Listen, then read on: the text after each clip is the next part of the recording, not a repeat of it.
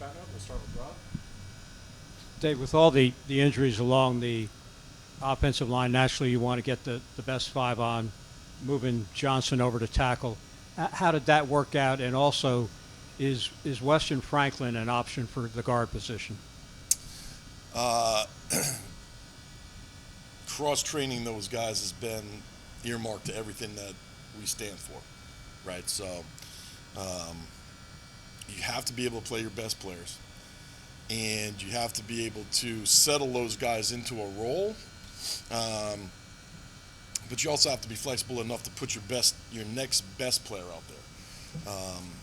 And so the good thing with some of those older offensive linemen is they've been around a while. So when Ryan had to move out to play tackle, um, it wasn't that big of a deal because he's been around. It's kind of our equivalent of, a 10-year NFL vet. Well, okay, you play left guard, but you've played enough tackle in your life, or he could move in and play center because he's just been around enough. He's seen enough, and it's not always as much about the, can you do it physically? It's technically when you play tackle, it's a totally different game than playing guard, right? It's a totally different game than when you play center. Your techniques are different, the defenses are different, and the things you have to do are different.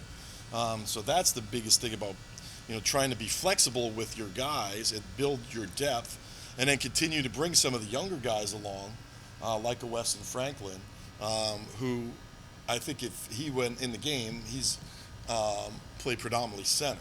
So now you can move Minahan or Will Lay or Kenny Cooper to play guard, because he's snapped the ball. And if you're able to develop a young center that you think is going to be a cornerstone for you for a long time, that's a lot harder thing to do than it is to play guard, because you don't have to worry about bending over and snapping a thing through your legs.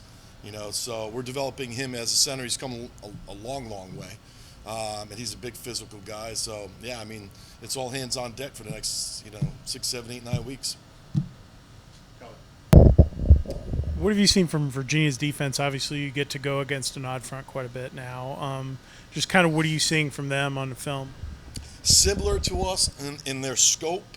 They play their defensive front a little bit different, where they're big guys in there, and they try to two-gap you, so they're going to try to blow guys up and then read both sides, and they're not as much of a diving in, attacking, defensive end type group. They're more of trying to just flatten you out. When teams run sideline to sideline, you have no chance, because that's what they're wanting to do, right? They're wanting to flatten you out, let the linebackers just stay in their gap. If you run to the sideline, against these guys and get flattened out, you have no chance. You have to be able to puncture the ball north and south. All of the good runs, regardless if it's a power, a stretch play, or an inside zone, have been runs that have started and then punctured north and south, and gotten the backside guys cut off. So they're a little bit different that way.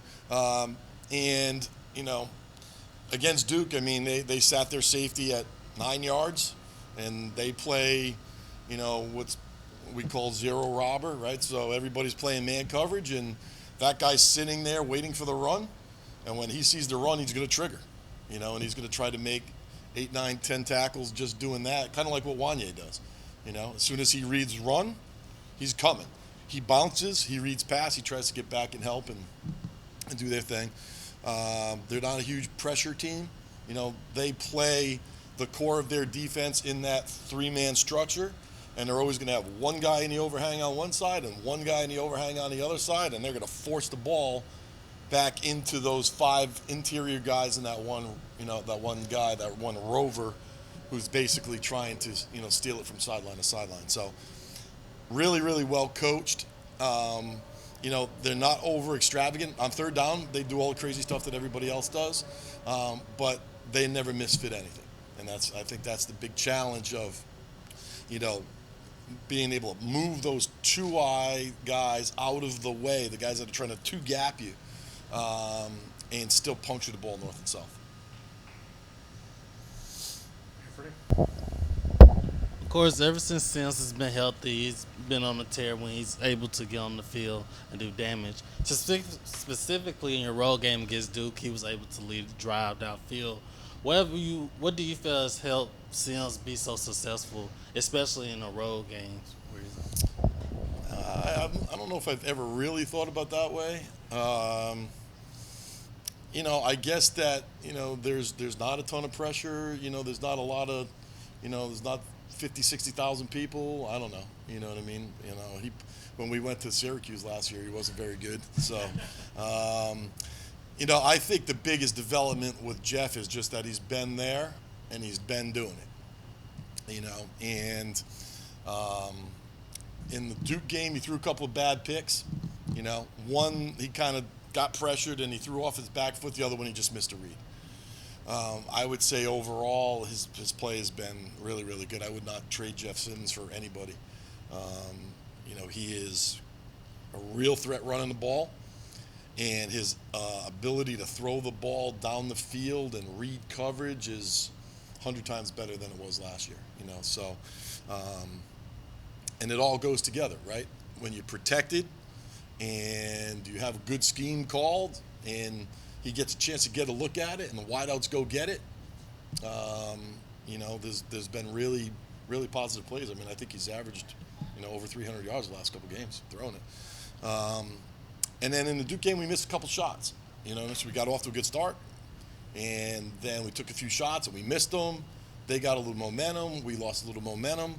But I'm super proud that, if you didn't see the last play of the game, you need to go on YouTube and look at the last play of the game if you have any questions about Jeff Sims' ability to play college football. I'm curious just how you'd say Jameer has played so far and just the challenges he's faced in the running game, and what can you do to get him going? Yeah, I think he's played fine. I think it's nothing that he has or hasn't done. It's the fact that, like we just talked about, they're parking a dude right over the ball, and they're playing 8-man fronts and overloading the box, and so I don't care who you are. You have to be able to block the dudes up front, right, to get them going. But then there's always another hat, and so that's why he's, in some of the past stuff, he's been really effective. And that's why our RPO game has been so good, because if you overload the box, there's things that are happening on the edge that you're going to take advantage of. And when you scheme the offense, you say, okay, well, I have to take this away, right? So if I'm a D coordinator, I'm saying I'm not going to let Jeff Sims run the ball, and I'm not going to let Jameer get loose. So how do I do that? I'm either going to blitz you every play, like Pitt did, or I'm going to overload the box. We don't see anybody just play cover 2 and, nice quarters looks and things like that, right? I mean, there's always an extra hat in there. And so you got to be able to account for those guys, and or you have to throw it off that last guy. So I would love to have him spit one and go about 80 with it, right? It takes a lot of pressure off the offensive coordinator on that drive. But, I mean, he's still hitting his reads. He's running the ball hard. He's doing the things that he needs to do. And then hopefully in the second half of the season we just, crack a few more of those and get a little bit more momentum. Patrick. Coach Patenaude, that segues nicely into my question is, what do you see in prospects of more playing time for Dante Smith, and specifically more carries? Yeah, I mean, he's played super.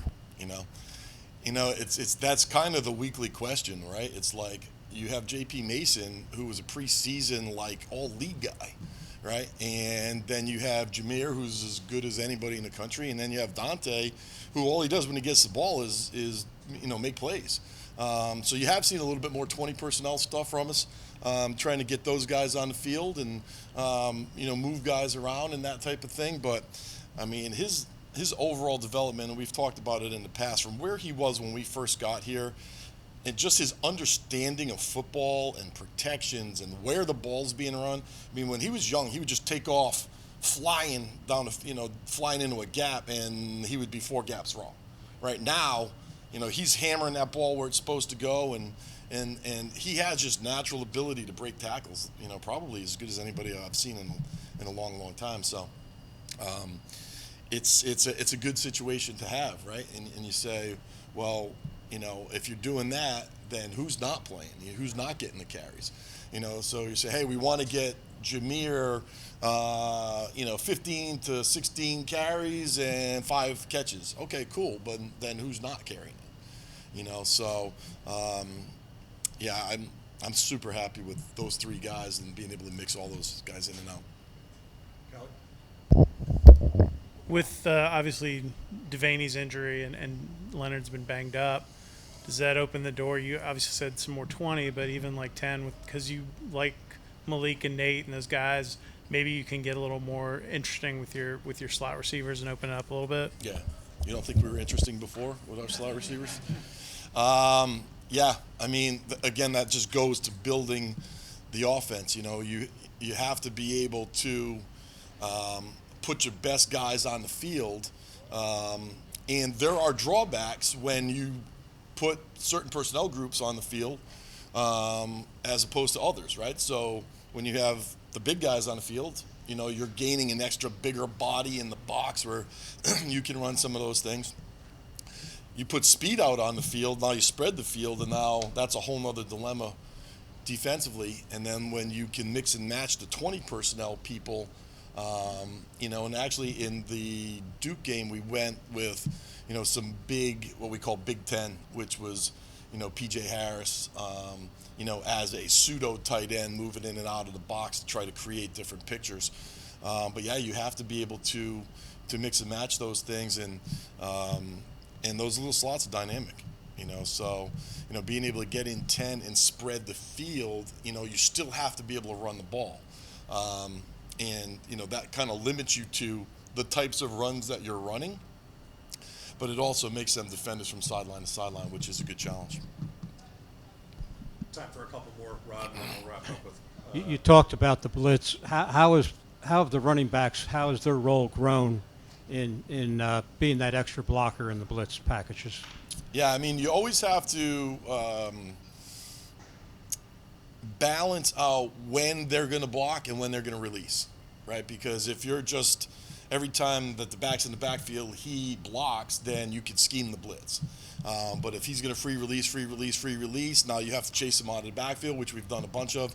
The first, that long touchdown that we hit against Duke, that was a 5-man protection, and they got caught in a bunch look. We kind of schemed it up and ran some run plays out of it, and then they got caught in a bunch look, and and he was running, free down the sideline. So you have to be able to, have them in the protection, have them out of the protection, be in different formations, motion those guys in. So defensively, they can't say, hey, if they're in this formation, 95% of the time this kid's blocking, then they're just going to blitz the back.